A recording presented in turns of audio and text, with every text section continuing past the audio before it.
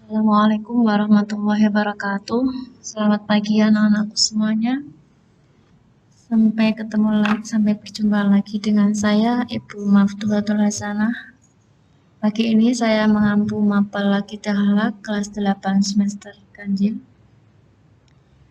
Sebelum memulai, marilah kita ucapkan syukur alhamdulillah, semoga kita selalu diberikan kesehatan, kenikmatan, dan panjang umur. Anak-anakku, marilah pelajaran ini, yaitu mapel Aqidah Halak tentang Al-Quran dan keistimewaannya. Yang pertama, kompetensi dasar, memahami sejarah, hakikat, dan keistimewaan Al-Quran. Al-Quran dan keistimewaannya. Sejarah turunnya Al-Quran.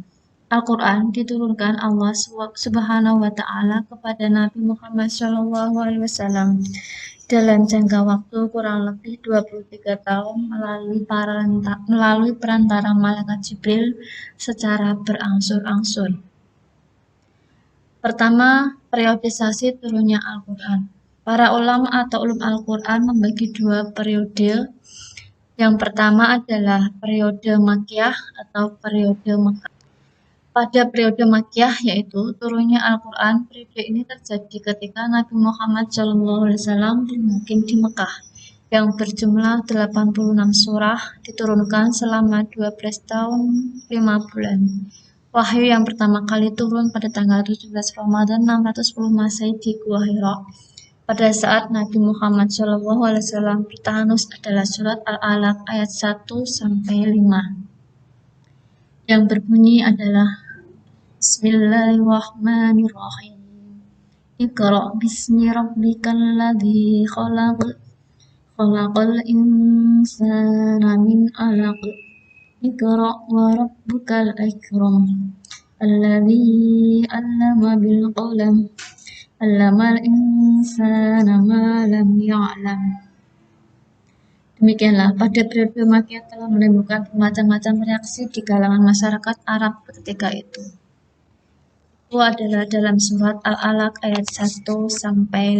Periode Makkiyah. Yang kedua adalah periode Madaniyah, yaitu ayat Al-Quran yang turun sesudah Nabi Muhammad SAW melakukan hijrah ke Madinah, yang berjumlah 28 surah. Turun selama 9 tahun 9 bulan.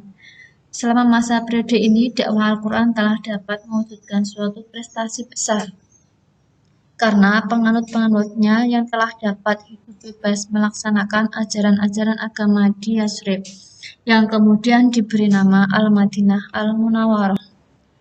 Sejarah pembukuan Al-Quran. Yang pertama, Al-Quran pada masa Rasulullah. Pada masa Rasulullah, Al-Quran diturunkan ayat demi ayat dan surah demi surah. Karena kefasihan dan keindahan bahasanya yang luar biasa, ia tersebar dengan cepat dan menakjubkan. Yang kedua, Al-Quran pada masa Khulafaur Rasyidin.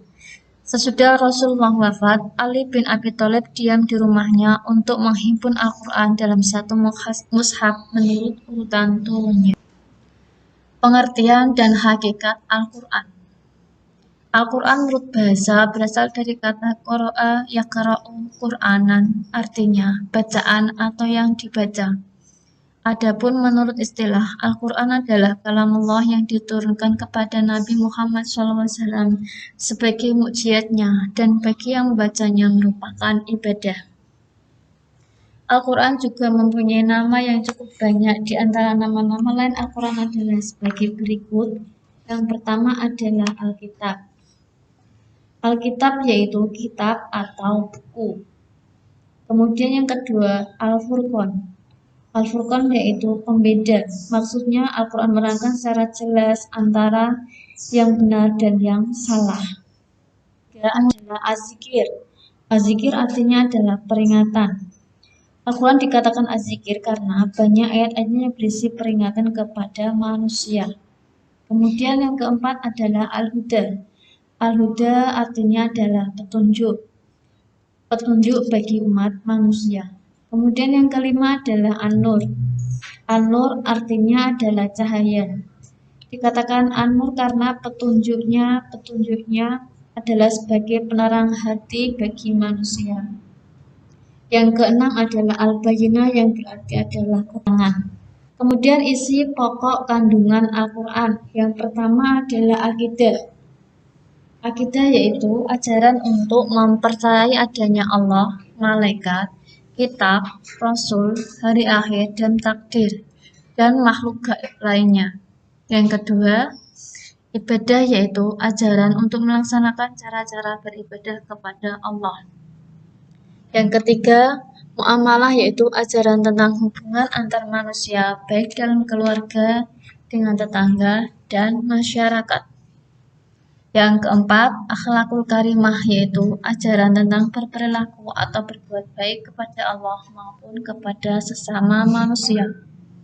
Yang kelima, tarikh yaitu cerita tentang sejarah umat terdahulu agar dapat diambil pelajaran bagi umat sesudah. Kemudian yang keenam adalah syariah, yaitu ajaran tentang perundang-undangan atau garis pemisah antara yang hak dan yang batil yang berkenaan dengan ibadah, akidah, dan muamalah. Kemudian yang terakhir adalah keistimewaan Al-Quran. Al-Quran banyak sekali keistimewaannya, di antara lain adalah 1.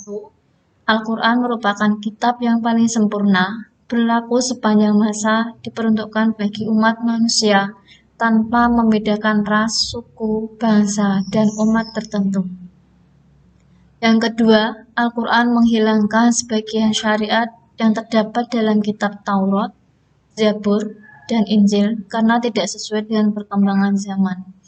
Yang ketiga, Al-Quran merupakan kitab dengan susunan bahasa dan sastra yang paling indah, sehingga tidak ada manusia yang mampu membuat syair menandingi keindahan bahasa dan sastranya. Yang keempat, Al-Quran terjaga keaslian dan kemurniannya, sedangkan kitab-kitab sebelumnya sudah kehilangan keaslian dan kemurniannya. Yang kelima, membaca Al-Quran merupakan ibadah. Demikianlah yang bisa saya sampaikan, semoga bermanfaat. Terima kasih. Wassalamualaikum warahmatullahi wabarakatuh.